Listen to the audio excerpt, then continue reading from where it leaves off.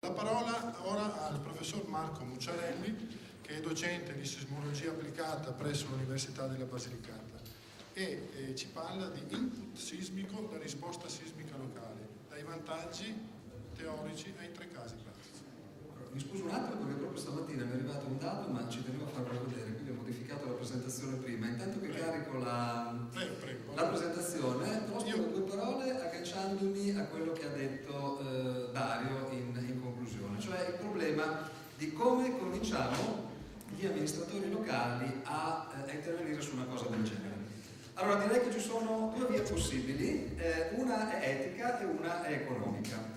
Allora, quella etica prevederebbe che tutti avessero ben chiaro un concetto che in realtà nessuno ha chiaro, e cioè i terremoti, come diceva Dario, sono rari, visti dal singolo punto di vista. Il terremoto è un oggetto terribilmente poco federalista e non ammette proprietà distributiva. Mi spiego meglio. Il prefetto Gabrielli sa benissimo che a lui tocca in media ogni 4 anni intervenire per un terremoto che in Italia ha fatto danni, vittime e comporta ingenti costi di ricostruzione, uno degli eventi maggiori. Quindi vuol dire che noi abbiamo vuoto per pieno tra il 20 e il 25% di probabilità per anno che da qualche parte questo accada, e capite bene che è quasi una certezza che questo accada. Se voi andate in una regione estremamente sismica, cito la Basilicata perché è quella dove io insegno all'università, andate dal governatore e lo convincete a spendere magari un po' di soldi delle royalties del petrolio in prevenzione antisismica, dice: beh, ma qual è la probabilità che venga da noi un terremoto? E la probabilità scende al 3% per anno. Andate dal sindaco di Potenza, che è una città distrutta 5 volte da un terremoto, lo volete convincere a investire in antisismica e vi chiede quanta è la probabilità che qui nella mia città venga un terremoto, e gli dovete dire che la probabilità è lo 0,5% per anno.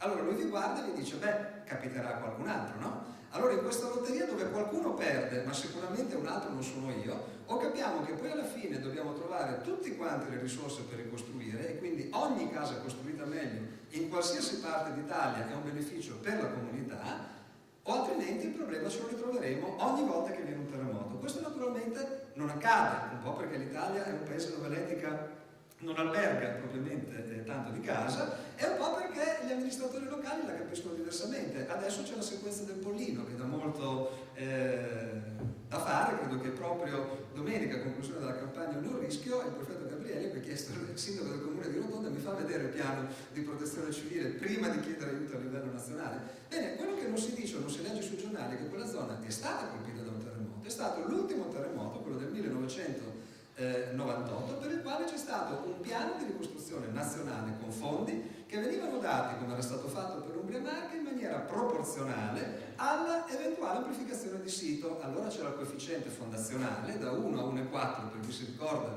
il coefficiente epsilon, e allora il sindaco era la persona più felice del mondo se andavate da lui e gli facevate uno studio di microzonazione dicendo: guarda che metà del tuo comune è a coefficiente 1,4, perché significava prendere il 40% di più di contributi per la ricostruzione. A distanza di una dozzina di anni viene questa sequenza sismica, si va in quei comuni e si chiede ai comuni: bene, quanti di voi hanno implementato, sono 11 comuni quelli della Basilicata interessati da questa sequenza, quanti hanno implementato nel proprio regolamento urbanistico la carta di microzonazione che vi è stata data all'epoca quando c'erano dietro i soldi? La risposta è 1 su 11. Gli altri 10 sono lì che pensavano che il terremoto non venisse per i prossimi 30, 40, 50 anni. Adesso che c'è una sequenza sismica in atto non sanno bene che pesci prendere. Quindi capite che il discorso etico non funziona. Allora ribaltiamo il discorso, convinciamo la gente che è economicamente vantaggioso, perché costruisce, non avvalersi della scorciatoia semplificata. Bene, questo è un dato che probabilmente avete già visto in giro, ma sul quale credo valga la pena di meditare. Questo è lo spettro di risposta atteso a Mirandola, già moltiplicato per l'effetto di sito, virgolette, semplificato, suoli di classe C per la città di Mirandola. Questo è il 475 anni, questo è il 2475 anni, ovvero la più strategica delle strutture più elevate degli stati limite che vorreste considerare si progetta così. E qua purtroppo vedete bene che siamo abbondantemente oltre, e in una componente siamo oltretutto parecchio oltre in un intervallo che va, diciamo, intorno a un secondo di periodo, attorno all'erza di frequenza c'è uno sfondamento abbastanza evidente per un largo intervallo di periodi anche del tempo di ritorno a 2475 anni con effetto di sito calcolato secondo norma. Non parliamo poi in termini di pseudo velocità perché qua è ancora più evidente questo effetto alle medie e basse frequenze. La verticale, poi non ne parliamo proprio, il confronto fra quello che è stato registrato e quello che era previsto per quel sito è decisamente non paragonabile. Allora qua scontriamo il campo da un problema: la carta di pericolosità è sbagliata. La carta di pericolosità è la risposta giusta a una domanda sbagliata. Quando voi andate a fare l'RCA auto avete un premio e un massimale scritti nella vostra assicurazione. Il premio viene calcolato sulla base della probabilità che voi siate coinvolti in un incidente o che causiate un incidente. Quindi se siete un 25enne che abita nella città più indisciplinata d'Italia come autisti, pagate uno sproposito di assicurazione, pagate molto meno se siete un posato 60enne che non ha mai fatto incidenti tutta la sua vita e vive in una cittadina di provincia. L'assicurazione ritiene meno probabile che voi siate coinvolti in un incidente, quindi vi riduce il premio. Quello che non vi riduce è il massimale, perché se voi siete coinvolti in un incidente come parte attiva o come vittima dell'incidente, vi fate male uguale. Non è che se state nella zona dove avete pagato meno di premio vi farete meno male. Quindi purtroppo se è una faglia in grado di dare un terremoto di magnitudo 5,9, che sia l'Aquila che sia Modena, quando viene è un 5,9. Non è più piccolo perché avviene più di rado. E questo chiaramente è una cosa che nell'attuale carta non è previsto. Noi abbiamo detto che alcuni siti hanno un'accelerazione più bassa semplicemente perché il terremoto o non viene o viene raramente ed è forte. In media quindi pigliamo un valore intermedio. Se questo sia il modo migliore di procedere non ne discutiamo qua. L'altro problema è l'effetto di sito ed è quello sul quale vi vorrei fare meditare. Tra le altre cose, a Mirandola abbiamo anche sgombrato il campo che all'Aquila era stato detto ma sai, è un effetto locale, magari la stazione ha avuto dei problemi. Allora per curiosità abbiamo fatto un'installazione in collaborazione con l'istituto del CNR di una stazione ubicata a Mirandola e vedete che in bassa frequenza quello che è registrato dalla stazione della RAN e quello che è stato registrato dalla nostra stazione è sostanzialmente identico. Questa è la scossa del 29, ovviamente è un aftershock che abbiamo registrato. Quindi quella è l'accelerazione che abbiamo registrato a Mirandola e con questo dobbiamo ragionare. Bene, che cosa possiamo fare? Andiamo a dare un'occhiata. Che cosa possiamo fare fuori normativa e che cosa possiamo fare nella normativa. Fuori normativa io cerco di arrivare il più in profondità possibile e facendo delle prospezioni in superficie, in questo caso una ESA con array bidimensionale, con analisi della curva di dispersione invertita congiuntamente a un HUSR, trovo una cosa che la normativa non mi dice. 800 metri al secondo non ci sono. Quindi l'amplificazione sismica che io trovo non ha nulla a che fare con i primi 30 metri, dove peraltro c'è un contrasto di velocità ma abbastanza limitato, e poi vedete per oltre 100 metri la mia successione continua con un andamento quasi monotono della velocità fino ad arrivare ad una qualche unità più profonda nella quale effettivamente ho un raddoppio della velocità, quindi ho un elevato contrasto di impedenza pur non arrivando a 800 metri al secondo, e questo me lo ritrovo nel picco in frequenza. Quindi ho un'amplificazione che mi deriva semplicemente dal fatto che ho un contrasto di impedenza profondo e non necessariamente un contrasto rispetto agli 800 metri al secondo. Cioè la natura è fatta così, non è che perché noi le abbiamo prescritto di adeguarsi alle norme, i terremoti ci danno amplificazione dove si deve. Ma la cosa ancora più interessante è un'altra. Se io avessi esplorato i primi 30 metri, e questo è il download classico che chiunque farebbe, e a proposito ringrazio in questo caso l'Ordine dei Geologi della Basilicata e i volontari delle pubbliche assistenze, perché anche questa cosa è stata fatta, virgolette, in adozione, perché mancava un downhole caratterizzante con la stazione sismica. L'Ordine dei Geologi della Basilicata ha offerto al comune di Modena e ha fatto le indagini. Vedete una cosa molto interessante, che è l'enorme differenza nel comportamento delle onde S e delle onde P, il che si traduce poi nella notevole differenza che voi avete rispetto alle verticali, nelle quali presumibilmente buona parte di quelle onde P hanno dato il loro contributo amplificativo. La parola onde P e amplificazione verticale non esiste nell'NTC, cioè c'è un coefficiente che è preso a rimorchio delle VS, senza considerare che i due profili VS-VP possono essere totalmente diversi, completamente controllati dalla tavola d'acqua nel caso delle onde VP, con buona pace del coefficiente di Poisson che mediamente si assume essere uguale a, e quindi andiamo avanti misurando una delle due ed estrapolando l'altra. Bene, io avrei voluto fare 4 premesse e dimostrarvele. Non ve le dimostro, poi vi dico eventualmente dove sono dimostrate, in una serie di articoli non solo miei e di altri autori, ma che ci servono per parlare di risposta sismica locale. Premessa numero 1. Le norme mi dicono che posso utilizzare delle condizioni sismogeniche rappresentative, detto brutalmente le coppie magnitudo-distanza. Allora, ufficialmente queste non stanno scritte da nessuna parte. Esistono, se anche collegate al sito dell'INGV, delle coppie che vengono per disaggregazione dell'analisi statistica. Hanno solo un difetto, che esattamente come l'accelerazione di Modena è la media del fatto che per 500 anni il terremoto non viene mai e quando viene è forte, quando vado a disaggregare mi succede una cosa ancora più strana. Il terremoto rappresentativo è un terremoto che non esiste. Cioè, io posso avere una città che mi sta sopra una faglia che mi dà un terremoto di magnitudo 5 ogni 20 anni e alle spalle ha una faglia che mi dà un magnitudo 7 ogni 300 anni, la disaggregazione mi restituisce come terremoto più probabile un 5,5 a 15 km, che non esiste. Quindi io progetto contro l'unico terremoto che è sicuro che non verrà mai. E questo, se mi permettete, è un paradosso sul quale dovremmo meditare. Esistono, e anche il Dipartimento di Protezione Civile ha lavorato su questo per il terremoto dell'Aquila, metodi alternativi di tipo statistico, di tipo storico, di tipo considerazione delle strutture geologiche, con le quali invece si possono avere delle coppie di magnitudo distanza più rappresentative. Premessa numero 2, non linearità. Adesso se c'è un geotecnico in sala può preparare un mattone da tirarmi. La non linearità non serve. Non serve per come è costruita la mappa italiana. La mappa italiana ha quasi tutti i comuni A012, 015, 011 G, ha qualche raro comune che arriva a 025. È una questione di rappresentazione. Dario Slecco vi ha fatto vedere che lui ha calcolato per il Friuli dei valori che erano sopra 0,5 G.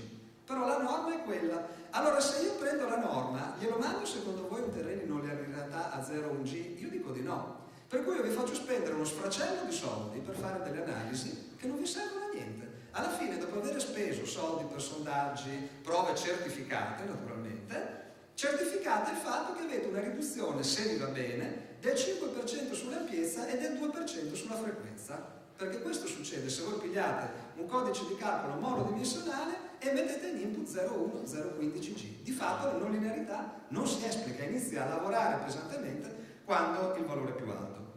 Tutto questo in un mondo in cui la non linearità è sempre softening, perché dopo il terremoto del Giappone, dopo il terremoto della Nuova Zelanda abbiamo visto che purtroppo la non linearità è anche hardening, cioè se avete dei terreni coesivi parzialmente saturi, l'effetto combinato della pressione di fluido sullo scheletro solido fa sì che in realtà voi indurite momentaneamente il terreno e quindi c'è una fase transitoria nella quale avete amplificazioni più alte prima che vi arrivi la cavalleria della non linearità. Quindi il terreno va in non linearità, ma non ci va quando dice shake, perché shake è un elastico equivalente che vi ricalcola tutta la time history con i parametri dell'ultimo punto. Peccato che voi avete 10 secondi del terremoto che continuano a essere lineari e gli ultimi 5 secondi che vanno in non linearità nel mondo reale, e in 10 secondi avete già tirato giù tutto quello che dovevate tirare giù, per tacere il fatto che se l'edificio si danneggia diminuisce le frequenze e quindi se è in risonanza in campo elastico continua a rimanere in risonanza in campo anelastico.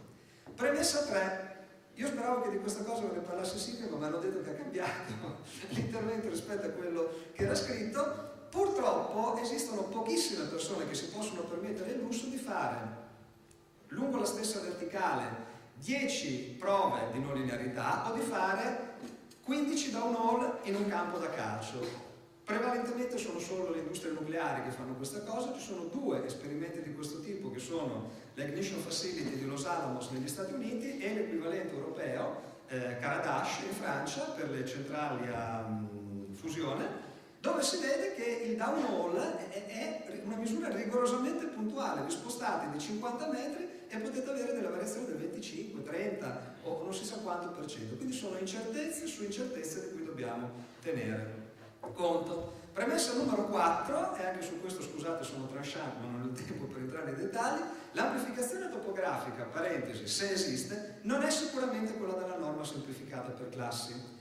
All'Aquila avevamo diverse stazioni su pendii in roccia particolarmente acclivi e stazioni di fondovalle. C'erano dei fattori 4 tra quello che registravamo in roccia purché acclive e sul fondovalle. San Giuliano di Puglia, per chi lo conosce, è un caso di meravigliosa anticorrelazione tra acclività ed effetto del terremoto, ma anche il caso che mi ha fatto vedere, mi pare prima di Pasquale, quello di Cesicolle e Cesivilla, è il classico esempio. Cesicolle è acclive, quindi voi gli dovreste dare per il coefficiente stratigrafico un 1.2 nella norma semplificata. Cesibasso è piatto e quindi a 0 come stratigrafico, ma 1,2 per effetto della VS30. Tradotto sono uguali. Vi ho appena fatto vedere 2 sismogrammi in cui uno è 5 volte più grande dell'altro. Quindi se c'è un'amplificazione topografica, quindi se non è semplicemente il fatto che i pendii nascono perché qualcuno li avrà messi in condizione di pendio e quindi saranno fratturati, piegati con detrito di versante o con qualsiasi altro accidente, ammesso che voi troviate la roccia perfetta inclinata con incidenza perfettamente verticale, cioè solo quando siete all'epicentro potete avere amplificazione topografica. Quindi è un altro di quegli argomenti in cui onestamente perché prenderci degli aggravi se non ci sono. Vi faccio 3 esempi lavorati per farvi vedere come si può dare un'informazione utile all'ingegnere, e su questo io sposo perfettamente quello che ha detto Dario. In una progettazione seria, geologo e ingegnere devono lavorare a stretto contatto, non deve essere dammi il numero. Cioè questa è una cosa che francamente uno vorrebbe non sentire dire, e invece purtroppo si sente dire. A me hanno scritto dei geologi disperati dicendo io purtroppo ho fatto tutta la RSL per un S2 che era un vero S2 e non un buco di normativa, e l'ingegnere mi ha risposto che ha comprato un software che pretende in input ABCDE, non prende uno spettro diverso. Allora fuciliamo le case di software e mandiamo tutti quanti a farsi dei corsi professionali di formazione, perché io francamente come docente di sismologia applicata a una facoltà di ingegneria pretendo che queste cose i miei studenti le sappiano, sanno maneggiare un codice a elementi finiti e sono perfettamente preparati. Se poi nella professione sono costretti a lavorare in nero in studi di persone che non sanno adoperare altro che un software preprogrammato, forse dovremmo prendere dei provvedimenti. Andiamo a vedere i 3 esempi. Progetto case all'Aquila. Il progetto case aveva come necessità imposta dal committente, lo Stato in questo caso, di procedere in parallelo. L'unico modo per costruire velocemente queste cose era qualcuno si occupa del sito, qualcuno progetta le fondazioni e le platee isolate e qualcuno appalta i prefabbricati che ci mettiamo sopra. Qual è la cosa importante per l'isolamento? Innanzitutto non mi deve andare in risonanza il mio sistema di isolamento con la frequenza propria del terreno, è la condizione peggiore nella quale io mi metto, perché io faccio tanto per spostare la mia frequenza dell'edificio, dargli degli spostamenti elevati ma con bassa accelerazione, se mi mette la frequenza di risonanza la cosa non mi funziona più. E che era un problema, perché l'Aquila purtroppo, da lavori precedentemente noti, aveva una frequenza di risonanza nota esattamente intorno a quella che è la frequenza dei sistemi di isolamento. Quindi, banalmente, all'Aquila è stato molto più utile andare a fare una densissima, qua vi faccio vedere alcuni esempi, ma è stata fatta veramente da varie unità operative coinvolte in quel progetto di microzonazione sismica di cui si parlava prima, una quantità enorme di misure dalle quali è venuto fuori che in buona parte dell'Aquila questo picco in bassa frequenza c'è, perché è dovuto, tra le altre cose, mi ero dimenticato di farvelo notare, con una cosa che non ha nulla a che fare con la normativa, perché all'Aquila io ho 25-30 metri di brecce cementatissime. Se io vado a fare la prova penetrometrica mi viene a rifiuto dopo 2 centimetri. Se avessi soldi per fare un downhole, mi misuro delle belle velocità 700-750 metri. A darmi la risposta sismica che avrebbe creato seri problemi alla progettazione è un bancone di limi che io vedo affiorare in alcuni punti della Valle dell'Aterno e che si fa 200 metri in inversione di velocità.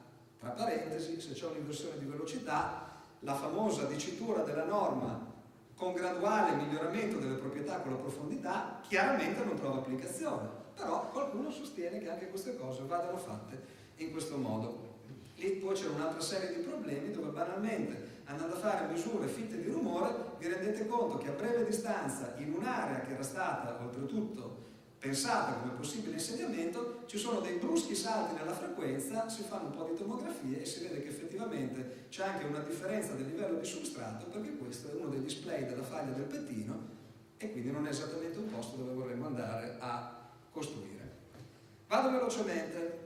Secondo caso, in questo caso il progettista voleva sapere due cose: se esisteva una risonanza tra il suolo e la struttura e qual è la risposta sismica locale stimata correttamente, non per classi semplificate. Perché? Allora, qua siamo a Milano, non è zona sismica direte voi, neanche Modena, dicevano loro, e qua siamo in un punto strategico. La cosa che vedete qua, la foto di Google è un po' vecchia, è il nuovo svincolo della Fiera di Milano per Ocormano. Quindi su questo ponte, che oltretutto passa la vecchia linea per Torino, la nuova linea alta velocità per Torino, passa un traffico improponibile, perché praticamente tutto il traffico della fiera e della tangenziale est passa per questo viadotto, il quale non sta messo benissimo e ha bisogno di essere ristrutturato e adeguato. Allora la società di Milano, che aveva l'incarico di risistemare questo ponte, fa la verifica sismica, piglia la classe C, gli dà l'input sismico e il ponte non regge la verifica. Allora capite bene che prima di chiudere al traffico uno dei viadotti della tangenziale di Milano, uno dice andiamo a vedere un attimo che cosa succede. Allora, prima di tutto sono state fatte tutta una serie di misure sull'impalcato del ponte per verificare quale fosse la frequenza di vibrazione longitudinale e trasversale. Vedete benissimo i giunti. Google, io non so come facevamo quando non c'era, perché è incredibile, riuscite a vedere il giunto e riuscite a misurare la dimensione delle travi. Vedete, ci sono due dimensioni diverse, quindi c'è un impalcato più corto e un impalcato più lungo, però con la stessa dimensione trasversale, e questo vi si traduce in due diverse frequenze longitudinali, ma ovviamente la stessa frequenza trasversale, perché comunque la trave è lunga uguale. Quindi da qua vi ricavate per i diversi tipi di impalcato quali sono le frequenze predominanti del vostro viadotto. Quindi siamo in un intervallo, diciamo, nell'intorno intorno ai 3 Hz, grosso modo. A questo punto uno va a fare un po' di misure sul terreno e trova una risposta ragionevolmente piatta. In realtà Milano è costituita su dei terreni abbastanza grossolani, abbastanza rigidi e che non hanno contrasti di velocità evidenti per profondità molto grandi, quindi se avete delle frequenze di risonanza le avete probabilmente a frequenze veramente molto basse. In realtà uno inizia a vedere questa bombetta e dice però fammi capire, questa è esattamente la frequenza di risonanza del viadotto. In realtà quella è la frequenza di risonanza del viadotto, perché andando a fare un po' di analisi sul rumore si vede che questa marker, cioè quando trovate praticamente due frequenze in direzioni ortogonali, quindi a 90 gradi l'una rispetto all'altra leggermente spostate, sono di solito i due modi fondamentali di vibrazione di una struttura nelle due direzioni, che chiaramente hanno un minimo dove l'altra al massimo, perché sono ortogonali. Quindi questo è misure fatte vicino ai piloni del viadotto, che evidentemente risentono della vibrazione continua e enorme del traffico che gli passa sopra. Per il resto è uno spettro ragionevolmente piatto, va bene. Andiamo a fare, come abbiamo fatto prima, delle misure di tipo ESAC, ci tiriamo fuori il profilo di velocità e lo inseriamo in un programma di calcolo monodimensionale tipo strata, dandogli, siccome non abbiamo molti dati, tutte le possibili variazioni. Questo è un programma che a me piace perché gestisce in maniera intelligente la statistica, cioè vi permette di dire guarda, io ho un profilo di velocità, ma siccome lo so che l'ho misurato in un punto, se vado un po' più in là potrebbe essere diverso, introduci tu una variazione casuale nel profilo di velocità che tenga conto della variabilità reale dei terreni. C'è anche da dire, ci dobbiamo fidare in questo caso, era una proposta di progetto che avevo fatto un po' di anni fa ma c'è stata bocciata.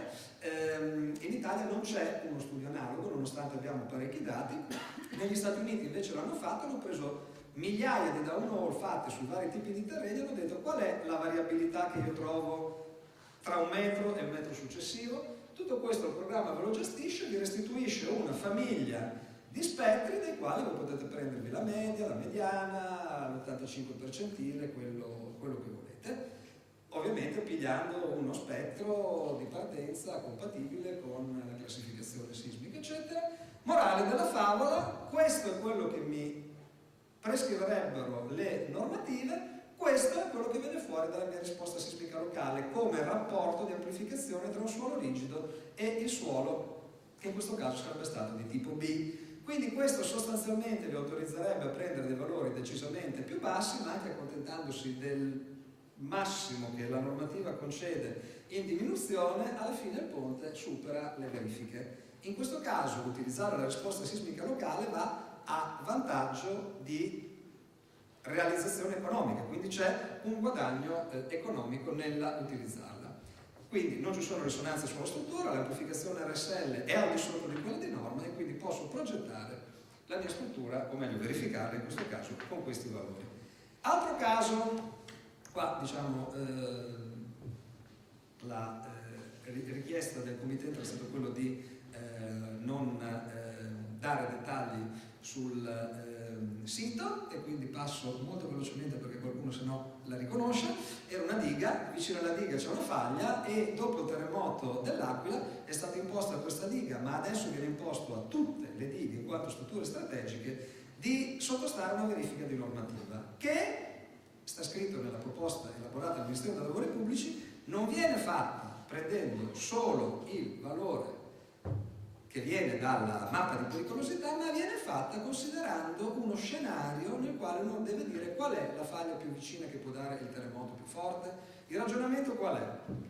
È vero che quello è il valore medio col quale io progetto un edificio nuovo, ma siccome la diga c'è, io devo verificare l'integrità strutturale della diga di fronte al terremoto che mi può verificarsi indipendentemente da ogni quanto tempo questo terremoto si verifica. Se io sono vicino a una faglia che a 5 km mi può dare un magnitudo 6, io la verifico contro un magnitudo 6 a 5 km. Se mi viene di più rispetto a quello che mi dà la normativa, prendo quel valore per la verifica sismica. In questo caso diciamo, era necessario fare vedere al servizio dighe che proprio non c'erano assolutamente problemi su questa diga, e quindi sono stati presi dei valori che sono molto in eccesso. Praticamente è stato preso questo terremoto massimo credibile linearizzato rispetto a dei valori di normativa. Vedete qua si arriva a dei valori abbastanza alti come accelerazioni, che era decisamente più basso. Questo perché se si lavora insieme all'ingegnere uno può anche dire: guarda, se la priorità è la sicurezza e qualcuno ti chiede di dimostrare la sicurezza di qualcosa di strategico, anziché prendere lo spettro al 50%, se tu vedi che ti regge il 50% più una deviazione standard, si fa la verifica con quello, si dimostra che anche mettendosi nelle condizioni più sfavorevoli puoi non avere problemi. Generazione di accelerogrammi, e addirittura è stata rilassata la condizione di compatibilità degli accelerogrammi sintetici, per cui si è preso lo spettro massimo credibile, lo si è aumentato di una deviazione standard, non si è imposto che ci fosse non più del 10% di sforamento, quindi vedete su alcune frequenze i valori sono assolutamente elevati, più elevati di quello che era lo spettro target. Se vi presentate con una verifica di sicurezza di questo tipo, chiaramente vi rinnovano la licenza di esercizio. E qua, questo giusto per dire che sono state fatte delle misure di risonanza, oltretutto la diga era molto al di fuori dei massimi. Quindi conclusione per questo esempio: il terremoto massimo credibile ha uno spettro che non solo è compatibile ma è molto al di sopra e a favore della sicurezza, non c'è risonanza sulla struttura e quindi si può procedere a una verifica di sicurezza, e in questo caso andiamo a vantaggio di sicurezza. Vi faccio vedere a questo punto l'obiezione: bene, noi già oggi l'abbiamo capita, non l'hanno capita gli ingegneri. No, gli ingegneri sono perfettamente in grado di capire questa cosa. Vi faccio vedere un lavoro, e ringrazio i colleghi dell'università che me l'hanno dato perché verrà presentato al convegno del GNGTS il mese prossimo. Permettetemi un po' di pubblicità per un convegno che non solo è gratis, ma dà tutti gli atti gratis e veramente scaricabili, il che per molte associazioni professionali in questo paese non è così comune. E questo lavoro appunto è relativo alla verifica di un edificio abbastanza standard, la classica palazzina che è stata modellata. Guardate, con due spettri che, se li guardate, sono molto più parenti fra di loro di quelli che vi ho fatto vedere prima mirandola. Questo è quello che viene da una risposta sismica locale e questo è quello che viene dallo spettro di normativa. Allora, quello che salta all'occhio, ma è quello che succede tutte le volte, che lo spettro di normativa vi butta insieme una enorme quantità di siti che sono accumulati solo dal fatto di avere un profilo uguale nei primi 30 metri. Quello che la normativa non vi dice è che in quei primi 30 metri potete avere un'interfaccia risonante, potete non avercela. L'interfaccia risonante, come in Emilia, può essere partendo dalla stessa velocità nei primi 30 metri a 200 metri di profondità, e quindi avete una serie mediata di possibili amplificazioni il cui inviluppo vi dà la forma convenzionale. È ovvio che per un sito singolo voi sforate da qualche parte e state abbondantemente al di sotto da altre parti. Quindi l'ingegnere che cosa fa? Va a fare una verifica e scopre una cosa abbastanza interessante. Quindi quello che vedete qua sono gli spettri che loro ottengono per la verifica a seguito di un adeguamento simulato, per cui l'ingegnere dice fammi irrigidire il mio edificio. Allora, la cosa curiosa qual è?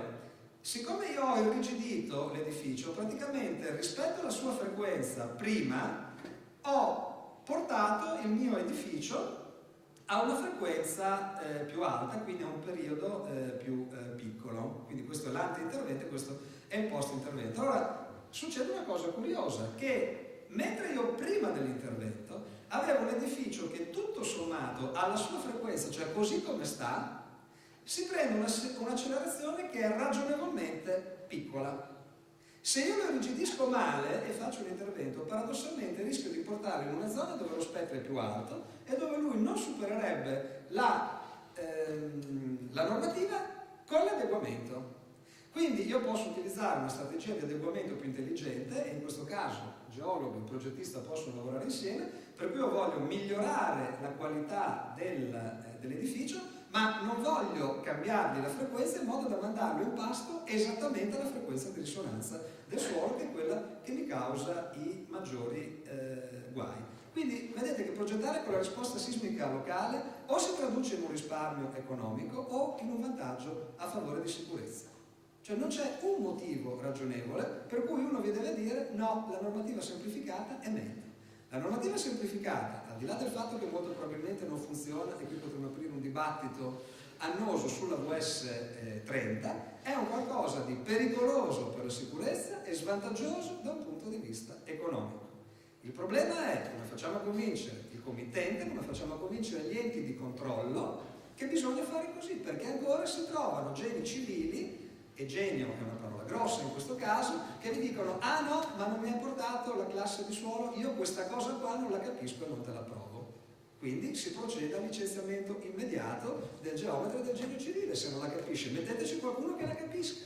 È come se voi andate in un ospedale, vi fate fare la più sofisticata TAC del mondo e passa un infermiere e dice no, ma io sta roba qua non la capisco, aspetti, vada da un altro medico e si faccia prescrivere qualcos'altro perché io questa cosa non la capisco. Queste sono le cose sulle quali bisognerebbe forse un pochettino incidere. Io con questa credo sarà la 50ª conferenza che faccio a ordini professionali di geologi e ingegneri. In vita mia ne ho fatta una a funzionari della pubblica amministrazione. Forse bisognerebbe anche diffondere questa cultura presso chi ha la responsabilità di controllo, altrimenti il geologo lo sa fare, l'ingegnere lo sa fare, ma io non ti metto il timbro perché non ho capito che cosa stai facendo.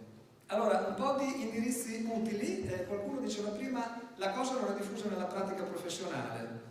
No, nel senso che sul sito geoforum.it c'è una pagina dedicata alla microzonazione sismica, dove le persone si scambiano informazioni sulla risposta sismica locale, microzonazione eccetera. Ci sono dei topic che sono stati frequentati da 2000 utenti. Adesso non so quanto siano i geologi in Italia, ma 2000 mi sembra una discreta percentuale di persone che accede per informarsi su tecniche di questo tipo.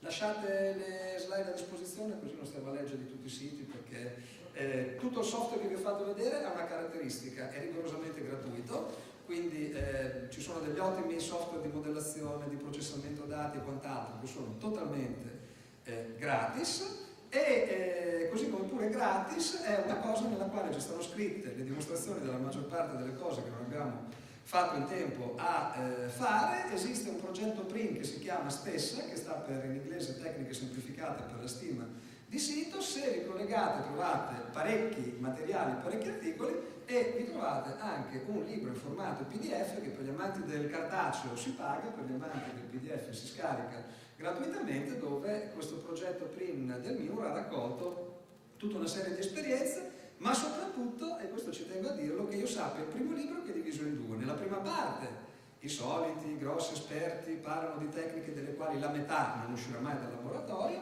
la seconda metà del libro è scritta dai professionisti, quindi ci sono degli articoli di casi lavorati. Questo credo siano alcuni esempi, tra le altre cose, per il Friuli, che derivano anche da quella cosa che vi ho fatto vedere prima Dario, quindi ma così come ci sono in varie regioni, in Basilicata, in Abruzzo, in Toscana. Questo oltretutto è molto interessante perché il confronto del VS30 da tecniche speditive da downhole, in Emilia Romagna, eccetera, dove sono dei professionisti che hanno fatto questo lavoro. Quindi non c'è proprio nessuna ostativa a che la risposta sismica locale si possa fare. E con questo ho finito. Grazie. Grazie professore. Poi magari se ci lascia i riferimenti possiamo pubblicare sul nostro sito. Lascio direttamente la presentazione. Perfetto, benissimo. Quindi poi li troverete anche sul sito queste indicazioni.